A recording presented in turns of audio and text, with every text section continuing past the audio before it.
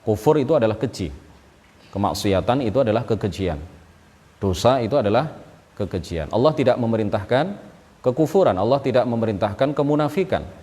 Tetapi Allah Subhanahu wa taala menghendaki terjadinya kekufuran pada sebagian hambanya seperti Abu Lahab.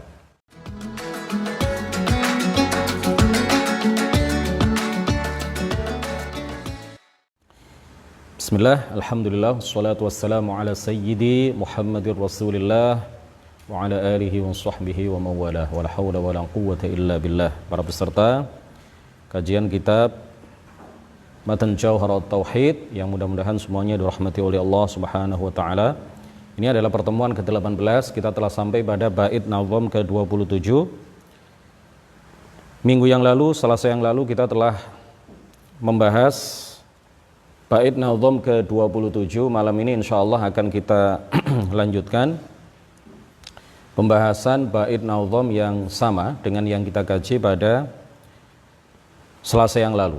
Karena memang belum selesai, belum tuntas kajiannya, kita tuntaskan kajian bait nazam ke-27 insyaallah pada malam hari yang insyaallah penuh kemuliaan ini. Qala al-muallifu rahimahullahu ta'ala wa nafa'ana bihi wa bi'ulumihi wa amaddana bi amdadihi wa afadha alaina min barakatihi amin. Wa qudratun iradatun wa ghayarat amran wa ilman wa ridha kama thabat. Wa qudratun iradatun, sifat qudrah, sifat iradah ini sudah kita sampaikan penjelasannya pada Selasa yang lalu. Wa ghayarat, dan sifat iradah itu ghayarat, menyelisihi, ghayarat berbeda, amron dengan perintah, wa ilman, amron terhadap perintah, wa ilman dan berbeda sifat iradah itu dengan sifat ilmu, wa ridha, berbeda antara iradah itu dengan ridha, ridha Allah maksudnya, kama thabat, sebagaimana hal itu telah tetap dengan dalil-dalil naqli Al-Quran, hadis, dan juga dalil-dalil aqliyah, argumentasi yang berdasarkan logika atau akal yang sehat.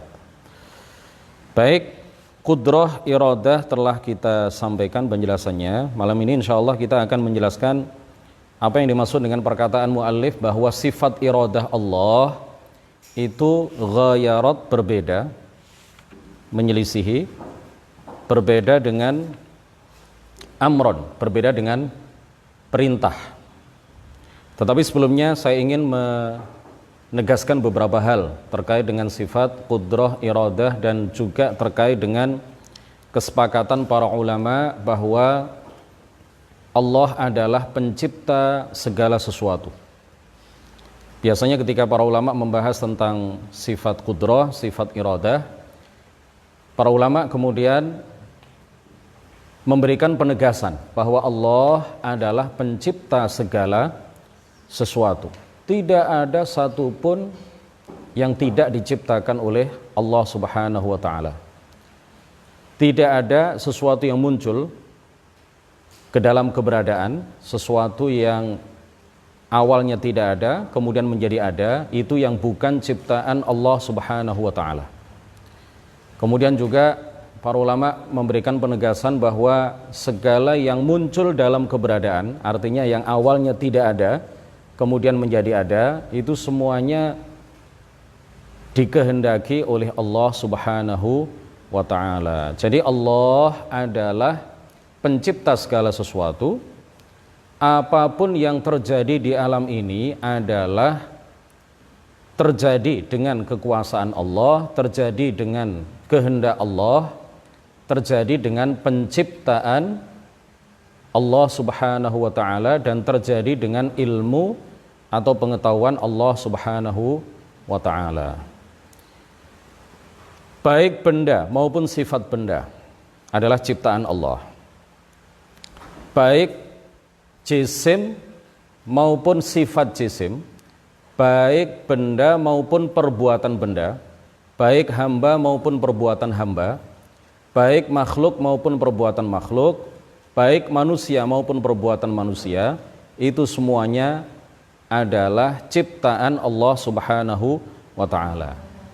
Ini perlu ditegaskan karena ada sebagian kalangan yang menjelaskan propaganda pemikiran mereka bahwa Allah hanya menciptakan jasad kita, sementara perbuatan kita yang menciptakannya adalah kita sendiri. Ini berbeda dengan apa yang ditegaskan dan sudah menjadi kesepakatan para ulama ahli sunnati wal jamaah, bahkan sudah menjadi kesepakatan umat Islam dari masa ke masa bahwa baik jasad kita maupun perbuatan kita, penciptanya adalah Allah Subhanahu wa ta'ala. Seandainya Allah hanya menciptakan jasad kita, badan kita, sedangkan perbuatan kita yang menciptakan bukan Allah, tapi kita sendiri, hal itu akan berakibat pada pernyataan bahwa yang diciptakan oleh manusia dan hamba itu lebih banyak daripada yang diciptakan oleh Allah Subhanahu wa ta'ala. Dan itu bukan memuji Allah, tetapi itu adalah penghinaan terhadap Allah Subhanahu wa ta'ala. Jasad kita hanya satu, tapi perbuatan kita dalam hitungan 1 menit berapa perbuatan yang kita lakukan. Kedipan mata ini adalah perbuatan, disebut fi'al ya oleh para ulama tauhid. Detak jantung, kemudian mengalirnya darah, kemudian gerakan tangan, diam kita, pikiran kita, lintasan hati kita, kerentek kata orang Jawa, besitan di dalam hati kita dan pikiran kita, itu semuanya adalah perbuatan kita. Kalau itu dikatakan adalah ciptaan kita sendiri, artinya kita mencipta lebih banyak daripada yang diciptakan oleh Allah Subhanahu wa ta'ala. Jasad hanya satu, tapi perbuatan yang dilakukan oleh satu jasad kita dalam hitungan menit itu bisa sampai ratusan, bahkan bisa sampai ribuan. Kita berapa kali berkedip, kita berapa kali menghirup dan mengeluarkan nafas, kita berapa kali melangkahkan kaki, berapa kali kita berbicara, kita mengeluarkan huruf berapa ratus atau berapa ribu dalam hitungan 1 menit. Itu artinya perbuatan kita itu lebih banyak daripada jasad kita. Nah, para ulama ahli sunnati wal jamaah menegaskan bahwa jasad dan perbuatan kita, penciptanya adalah Allah Subhanahu wa ta'ala, bukan kita. Kita tidak bisa menciptakan apapun, kita tidak bisa menciptakan sesuatu apapun. Nah, perbuatan-perbuatan kita ini semuanya adalah ciptaan Allah Subhanahu wa ta'ala, baik perbuatan yang tampak pada diri kita seperti gerakan tangan, diam kita, kedipan mata kita, pembicaraan kita seperti ini ya. Kemudian langkah kaki kita, kalau kita sholat kita, makan kita, perbuatan-perbuatan kita yang tampak itu semuanya adalah ciptaan Allah Subhanahu wa ta'ala. Didengarkan, Mas? Dengarkan ya, biar tidak salah paham, biar tidak gagal paham. Bahaya ini pelajaran tauhid ya. Kita sedang berada di majelis ilmu, dihadiri oleh para malaikat, jadi jangan main-main, jangan bicara sendiri, jangan bicara sama temannya ya, biar tidak salah paham. Dengarkan, mudah-mudahan Allah Subhanahu wa ta'ala memberikan pemahaman yang baik dan benar kepada kita. Dan mudah-mudahan di samping kita dapat ilmu, kita juga dapat barokah. Kita ini sedang duduk di majelis ilmu, dihadiri oleh para malaikat. Para malaikat membawa barokah dari Allah Subhanahu wa ta'ala, membawa rahmat kepada kita semuanya dari Allah Subhanahu wa ta'ala. Kita dapat barokah, kita dapat rahmat ya, rahmat khusus, rahmat yang disertai dengan ketinggian derajat, rahmat yang disertai dengan kemuliaan akan kita dapatkan di majelis ilmu. Ini adalah majelis yang mulia, majelis yang penuh barokah, majelis yang penuh rahmat, majelis yang dihadiri oleh para malaikat. Jadi kita serius, fokus, jangan ngantuk, jangan tidur, jangan main-main, jangan bicara dengan temannya. Kita lanjutkan perbuatan-perbuatan kita semuanya, baik perbuatan yang tampak maupun perbuatan yang tidak tampak. Perbuatan yang tidak tampak yang dimaksud itu apa? Pikiran kita, lintasan hati kita, besitan hati kita, ya, niat kita, tekad kita dalam hati, misalkan untuk melakukan sesuatu, itu tidak tampak. Perbuatan yang tidak tampak itu juga yang menciptakannya adalah Allah Subhanahu wa ta'ala. Kemudian juga perbuatan yang ikhtiyariyah maupun perbuatan yang ittirariyah, perbuatan yang ada unsur ikhtiar di dalamnya.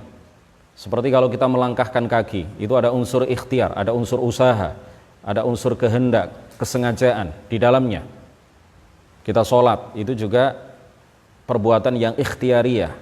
Kita hadir di majelis ilmu, itu juga adalah perbuatan yang ikhtiariyah. Itu yang menciptakannya, yang menghendaki terjadinya adalah Allah Subhanahu wa ta'ala, bukan kita. Maupun perbuatan yang idtirariyah, perbuatan yang tidak ada unsur ikhtiar di dalamnya, perbuatan yang tidak ada unsur kehendak di dalamnya, seperti detak jantung kita, seperti aliran darah yang mengalir seperti darah yang mengalir di tubuh kita. Itu disebut para ulama tauhid sebagai perbuatan yang idtirariyah, perbuatan yang tidak ada unsur ikhtiar di dalamnya. Contoh lain, misalkan kalau kita gemetar, ya, gemetar karena takut, gemetar karena kedinginan, kita bergerak sendiri, itu adalah perbuatan yang tidak ada unsur ikhtiar, tidak ada unsur keinginan atau kehendak di dalamnya. Itu juga yang menciptakannya adalah Allah Subhanahu wa ta'ala. Makanya Allah ta'ala menegaskan di dalam Al-Quran, am ja'alu lillahi syuraka'a khalaqu ka khalqihi fatashabahal khalqu alaihim qulillahu khaliqu kulli syai' wa huwal wahidul qahhar.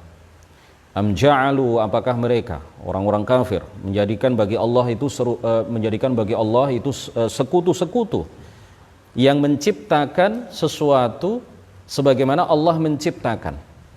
Fatashabahal khalqu alaihim, sehingga penciptaan Allah dan penciptaan makhluknya, penciptaan mereka itu sama menurut mereka. Qul, Allah memerintahkan kepada Nabi Muhammad untuk mengatakan kepada orang-orang kafir, qulillahu khaliqu kulli syai', katakan wahai Muhammad, tegaskan kepada mereka bahwa Allah adalah pencipta segala sesuatu. Segala sesuatu ini meliputi apapun, segala sesuatu yang muncul dalam keberadaan, segala sesuatu yang awalnya tidak ada kemudian menjadi ada, itu Allah yang menciptakannya. Qulillahu khaliqu kulli syai', katakan wahai Muhammad bahwa Allah adalah pencipta segala sesuatu. Wa huwal wahidul qahhar, dan Allah adalah zat yang Maha Esa Maha Esa pada zatnya, Maha Esa pada sifatnya, Maha Esa pada perbuatannya. Tidak ada yang berbuat terhadap alam ini, artinya tidak ada yang menciptakan alam ini kecuali hanya Allah Subhanahu wa ta'ala. Al-Qahhar, dia juga adalah zat yang maha menundukkan, zat yang maha perkasa, maha menundukkan, maha menguasai. Di dalam ayat yang lain Allah Ta'ala menegaskan, wallahu khalaqakum wa ma ta'malun, dan Allah lah yang telah menciptakan kalian dan menciptakan perbuatan kalian. Di dalam ayat yang lain Allah bahkan menegaskan sampai perbuatan buruk manusia sekalipun itu yang menciptakannya dan sejatinya yang menghendakinya itu bukan makhluk, ya. Makhluk punya kehendak tetapi masih di bawah kehendak Allah Subhanahu wa ta'ala.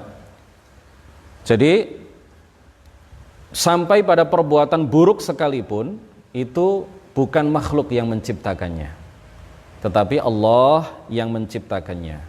Sebagaimana ditegaskan oleh Allah Subhanahu wa ta'ala, qul a'udzu birabbil falaq min syarri ma khalaqa, min syarri ma khalaqa, dari keburukan yang Ia ciptakan. Jadi keburukan itu yang menciptakannya adalah Allah Subhanahu wa ta'ala. Keburukan itu adalah kekufuran, kemunafikan, perbuatan mencuri, perbuatan-perbuatan dosa dan semacamnya, perbuatan maksiat, ya.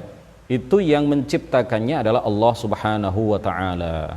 Min syarri ma khalaqa, dari keburukan atau dari kejahatan yang Ia ciptakan.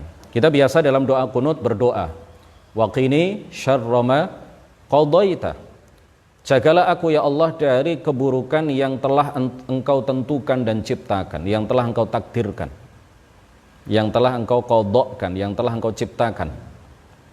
Berarti yang menciptakan keburukan, yang menciptakan kejahatan itu sejatinya adalah Allah Subhanahu wa ta'ala. Di dalam ayat yang lain Allah Subhanahu wa ta'ala berfirman, "Wala tuti' man aghfalna qalbahu an dzikrina." Janganlah engkau menaati orang yang telah aku lalaikan hatinya dari mengingat kami. Aku lalaikan, kata Allah, hatinya, itu maksudnya aku ciptakan di dalam hatinya kelalaian. Jadi sampai hati yang lalai, itu yang menciptakannya adalah Allah Subhanahu wa ta'ala. Dalam ayat yang lain Allah ta'ala berfirman, "Wa asirru qawlakum awijharu bih." Gimana ayatnya? Surat Tabarak, hafal semuanya. "Wa asirru qawlakum awijharu bih innahu alimun bidzatis sudur ala ya'lamu man khalaqa wa huwal latiful khabir." Wa asirru qawlakum, dan rahasiakanlah ucapan kalian, lirihkanlah ucapan kalian, awijharu bih, atau tampakkanlah atau nyaringkanlah ucapan kalian. Innahu alimun bidzatis sudur, sesungguhnya Allah Subhanahu wa ta'ala maha mengetahui isi hati kita. Baik ucapan itu kita ucapkan ataupun hanya kita simpan dalam hati, Allah itu maha mengetahui isi hati kita. Ala ya'lamu man khalaqa, ala ya'lamu man khalaqa. Pantaskah kalau dikatakan bahwa Allah yang menciptakan itu semuanya tidak mengetahui itu semua? Jadi Allah yang menciptakan itu semua yang disebutkan di dalam ayat sebelumnya. Makanya Allah mengetahui itu semua. Allah yang menciptakan ucapan kita, Allah yang menciptakan perkataan kita yang tampak, perkataan kita yang keras, dan perkataan kita yang lirih, itu semuanya yang menciptakannya adalah Allah. Bahkan isi hati kita, apa yang terlintas dalam hati kita, apa yang kita pikirkan, apa yang kita tekadkan, apa yang kita niatkan, apa yang terbesit di dalam hati, itu semuanya penciptanya adalah Allah Subhanahu wa ta'ala. Sebagaimana ditegaskan langsung oleh Allah di dalam ayat ini, menginformasikan, memberikan kabar kepada kita bahwa itu semuanya yang menciptakan adalah Allah Subhanahu wa ta'ala. Bahkan sebagaimana dijelaskan di dalam sebuah hadis dan juga dikatakan oleh para sahabat, ya, Allah Ta'ala khalaqa kulla syai' biqadar hatta al-ajza wal kaisah.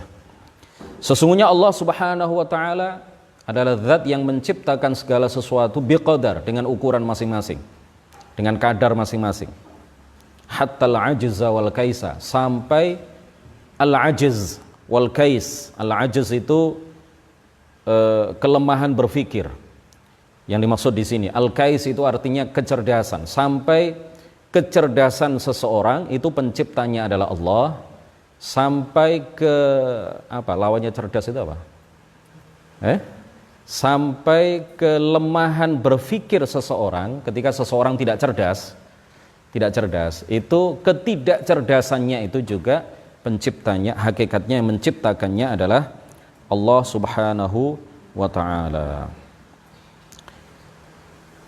Oleh karena itu wajib diyakini bahwa segala sesuatu adalah ciptaan Allah Subhanahu wa ta'ala. Kita hanya punya kasab, kita hanya punya ikhtiar dan kehendak, tetapi ikhtiar kita tidak akan terlaksana, tidak akan terwujud kecuali apabila diciptakan dan dikehendaki oleh Allah Subhanahu wa ta'ala.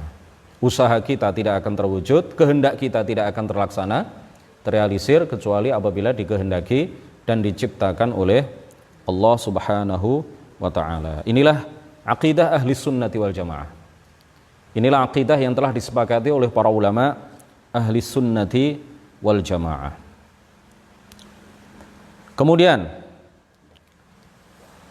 dijelaskan di dalam bait nazam penggalan kedua, bait nazam ke-27, bagian kedua. Wa ghayarat amron Iradah Allah Subhanahu wa taala itu berbeda dengan perintahnya. Jadi kehendak Allah itu tidak sama dengan perintah Allah. Perintah Allah tidak sama dengan kehendak Allah Subhanahu wa taala. Terkadang apa yang diperintahkan oleh Allah itu tidak dikehendaki olehnya. Sebaliknya, apa yang dikehendaki olehnya itu terkadang tidak diperintahkannya. Contohnya apa? Allah Subhanahu wa taala memerintahkan kepada Nabi Ibrahim alaihi salam untuk menyembelih Nabiullah Ismail alaihi salam. Tapi Allah tidak menghendaki hal itu. Allah memerintahkan Nabi Ibrahim menyembelih Nabi Ismail, tetapi Allah tidak menghendaki terjadinya penyembelihan itu. Paham ya? Jadi apa yang dia perintahkan belum tentu dia kehendaki. Jangan samakan antara Allah dengan kita. Berbeda antara Allah dengan kita. Kalau kita makhluk, apa yang kita perintahkan itu yang kita kehendaki. Biasanya begitu. Dan apa yang kita kehendaki itulah yang kita perintahkan. Tapi kalau Allah, perintah dengan kehendak Allah itu tidak identik, tidak sama, berbeda. Ya, berbeda. Allah Subhanahu wa taala memerintahkan keimanan kepada Abu Lahab misalkan, tetapi Allah tidak menghendaki terjadinya keimanan pada diri Abu Lahab. Keimanan Abu Lahab, ya, Allah memerintahkan Abu Lahab untuk beriman, tetapi Allah tidak menghendaki Abu Lahab beriman. Makanya sampai mati pun dia mati dalam keadaan kafir. Allah memerintahkannya untuk beriman, tetapi Allah tidak menghendaki terjadinya keimanan itu pada diri Abu Lahab. Jadi jangan sampai ada yang memahami seperti ini. Allah memerintahkan keimanan kepada Abu Lahab, Allah memerintahkan orang-orang kafir termasuk Abu Lahab untuk beriman, tetapi Abu Lahab bisa mengalahkan perintah Allah sehingga dia tidak beriman. Nah, ini kan tidak masuk akal. Jadi apa yang diperintahkan oleh Allah Subhanahu wa taala itu belum tentu dikehendaki olehnya. Contohnya adalah seperti imannya Abu Lahab. Allah memerintahkannya beriman, tetapi Allah tidak menghendaki terjadinya keimanan pada diri Abu Lahab. Begitu juga sebaliknya. Apa yang dikehendaki oleh Allah Subhanahu wa taala itu belum tentu diperintahkan olehnya. Contohnya seperti apa? Kufru Abu Lahab. Kekufuran Abu Lahab. Allah Subhanahu wa taala menghendaki terjadinya kekufuran pada Abu Lahab, tetapi Allah tidak memerintahkannya untuk melakukan kekufuran. Makanya dia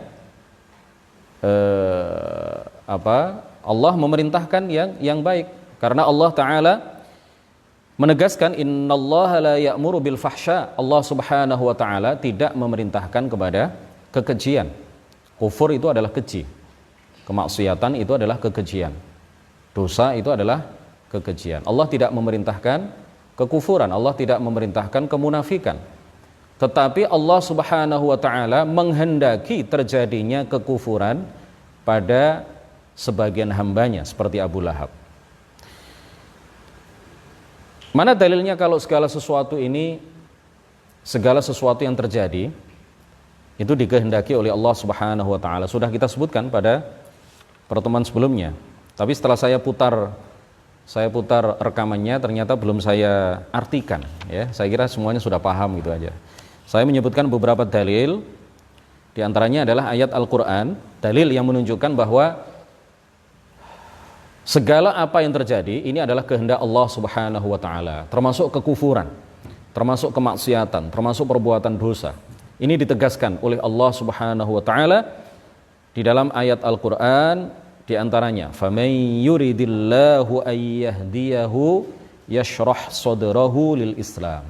Barang siapa yang Allah kehendaki ia beri petunjuk, ia beri hidayah, maka Allah akan lapangkan dadanya untuk menerima Islam. Wa may yurid an yudillahu wa may yurid ay yudillahu yaj'al sadrahu dayyiqan haraja. Dan barang siapa yang Allah kehendaki untuk ia sesatkan, berarti kesesatan yang terjadi pada diri hamba itu adalah terjadi dengan penciptaan dan kehendak Allah Subhanahu wa ta'ala. Dan barang siapa yang Allah kehendaki ia sesatkan dirinya, ia sesatkan orang tersebut, maka Allah akan menjadikan dadanya dayyiqan, sempit, harajan, sesak, tidak mau menerima hidayah, tidak mau menerima kebenaran. Allah Ta'ala juga berfirman, wa ma tasyauna illa ayyasha Allahu rabbul alamin. Wa ma tasyauna illa ayyasha Allahu rabbul alamin. Dan tidaklah kalian memiliki kehendak kecuali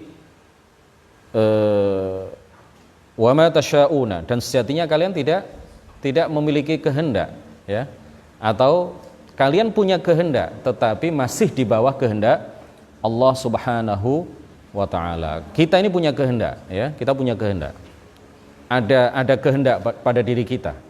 Kita ingin makan, kita ingin sholat, kita ingin hadir di majelis ilmu, kan merasa kita kan kalau punya keinginan, punya niat, punya kehendak, ya, merasa kita, terasa itu, bukan seperti robot yang dikendalikan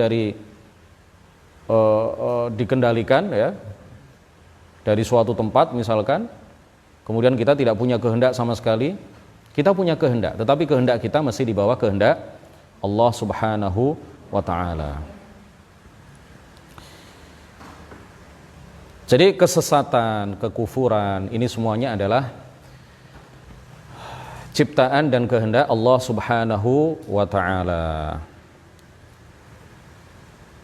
Baik. Kemudian lanjutan dari bait nazam ke-27, wa ilman. Iradah itu juga berbeda dengan sifat ilmu. Sifat iradah Allah itu berbeda dengan sifat ilmu. Jadi jangan samakan antara iradah dengan ilmu. Kenapa? Karena sifat ilmu itu ta'alluqnya, kaitannya adalah dengan al-wajib wal jaiz wal mustahil. Sifat ilmu itu berkaitan dengan sesuatu yang wajib akli, yaitu Allah dan sifat-sifatnya. Sudah pernah kita bahas wajib akli itu apa, ya. Kemudian ilmu Allah juga berkaitan dengan jaiz akli. Ini juga sudah kita bahas apa itu jaiz akli. Kemudian ilmu Allah juga berkaitan dengan mustahil akli. Jadi semuanya diketahui oleh Allah Subhanahu wa ta'ala. Sedangkan sifat iradah itu ta'alluqnya, kaitannya itu sama dengan kaitan sifat qudrah, ya. Jadi sifat iradah sama dengan sifat qudrah, kaitannya hanya dengan sesuatu atau perkara yang secara akal mungkin ada dan mungkin tiada.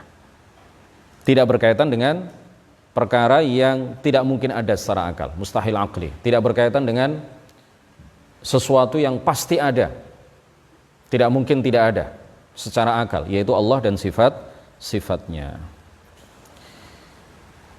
Kenapa nazim, penyusun nazam ini menyebutkan di dalam bait nazam ke-27 ini bahwa sifat iradah itu berbeda dengan sifat ilmu Allah Subhanahu wa ta'ala. Sifat iradah itu berbeda dengan ghayarat, menyelisihi. Sifat ilmu Allah Subhanahu wa ta'ala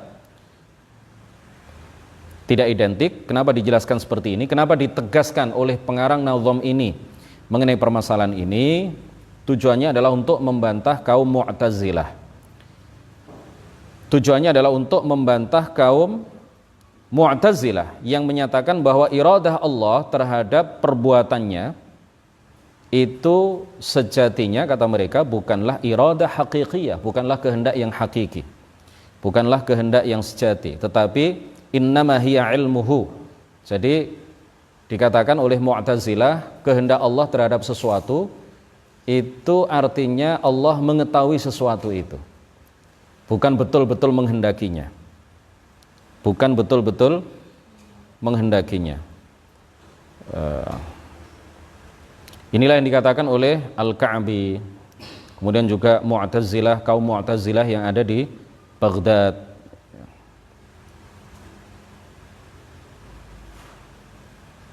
Dan seterusnya. Ini langsung ke bait nazam ke-27 bagian terakhir, war-ridha. War-ridha. Sifat iradah Allah Subhanahu wa taala itu juga berbeda dengan ridhonya. Apa yang ia kehendaki belum tentu dia ridhoi. Belum tentu dia ridhoi. Allah Subhanahu wa taala menghendaki terjadinya keburukan, tetapi Allah tidak meridhoi keburukan. Wala yarda li'ibadihil kufr. Allah Subhanahu wa taala tidak meridhoi kekufuran bagi hamba-hambanya. Tetapi Allah menghendaki sebagian hambanya kufur, sesat, sebagaimana yang tadi sudah kita sampaikan dalam beberapa ayat Al-Qur'an yang difirmankan oleh Allah Subhanahu wa taala. Tetapi perlu ditegaskan bahwa ridha Allah, ya, ridha Allah, begitu juga murka Allah itu bukan infial, bukan merupakan luapan emosi atau luapan perasaan, tidak seperti ridha kita, tidak seperti kemarahan kita. Ridha Allah itu bukan dalam arti infial, bukan dalam arti luapan perasaan atau luapan emosi, ya. Ridho kita itu adalah emosional, ya, luapan perasaan, ekspresi dari senangnya kita, senang, ya. Kalau kita senang itu kita luapkan dalam bentuk-bentuk tertentu. Ridho Allah itu bukan seperti itu, bukan infial, bukan apa ya kalau diterjemahkan infial, ya emosi atau luapan perasaan, ya. Kemudian ghadab Allah, murka Allah itu juga bukanlah infial, bukanlah luapan perasaan seperti kita. Allah Subhanahu wa taala menegaskan di dalam Al-Qur'an radhiyallahu anhum. Allah juga menegaskan ghadiballahu alaihim. Jadi kita sifati Allah Subhanahu wa taala dengan sifat ridha. Kita sifati Allah Subhanahu wa taala dengan sifat ghadab, sifat murka. Tetapi sekali lagi ridha dan murka Allah itu bukan infial, bukan luapan emosi, bukan luapan perasaan seperti murka dan ridhonya manusia. Tidak sama dengan ridha dan murkanya manusia. Sebagian ulama ahli sunnati wal jamaah berpendapat bahwa murka dan mahabbah serta ridhonya Allah Subhanahu wa taala ini sejatinya adalah kehendaknya. Jadi sama antara tadi pendapat yang pertama mengatakan ridhonya Allah itu berbeda dengan kehendak Allah.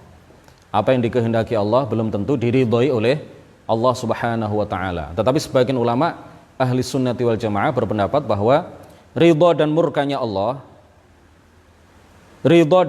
Allah itu kembali ke sifat iradah. Artinya jika Allah Subhanahu wa taala menghendaki pada diri hamba mendapatkan kenikmatan, ya, jika Allah Subhanahu wa taala menghendaki kebaikan pada diri seorang hamba, ya, maka itu artinya Allah meridhoinya. Jika Allah menghendaki untuk mengazab atau untuk tidak memberikan kenikmatan pada diri hamba, ya, itu artinya Allah menghendaki untuk mengazabnya, untuk memurkainya, untuk murka kepadanya. Jadi murka Allah dan ridha Allah ini menurut pendapat yang kedua adalah kembali ke sifat iradah. Kembali ke sifat iradah. Apabila Allah Subhanahu wa taala menghendaki untuk memberikan kenikmatan pada diri seseorang, berarti dia ridha kepadanya. Allah menghendaki kebaikan dan nikmat pada diri seseorang, itu artinya Allah meridhoinya. Berarti ridha Allah itu kembali ke sifat iradah, ke sifat maha berkehendaknya. Begitu juga murka Allah, menurut pendapat yang kedua ini juga kembali ke sifat iradah. Artinya apabila Allah Subhanahu wa taala menghendaki untuk menyiksa seseorang, tidak memberikan kenikmatan kepada seseorang, itu artinya Allah menghendaki kemurkaan kepadanya. Allah menghendaki kemurkaan kepadanya. Demikian kajian kita pada malam hari yang insya Allah penuh keberkahan ini. Mudah-mudahan bisa kita lanjutkan pada minggu depan, Selasa depan. Kita akan melanjutkan pada pertemuan ke-19 hari Selasa depan untuk mengkaji bait nazam ke-28 dan seterusnya insyaallah. Subhanakallahumma wa bihamdik asyhadu an la ilaha illa anta astaghfiruka wa atubu ilaik. La ilaha illallah. Allahumma shalli ala sayyidina Muhammad wa ala alihi wa sahbihi wa sallim. Rabbi ighfirli wa liwalidayya wa lil mu'minina wal mu'minat. Wallahul muwaffiq ila aqwamit thariq. Wassalamu alaikum warahmatullahi wabarakatuh.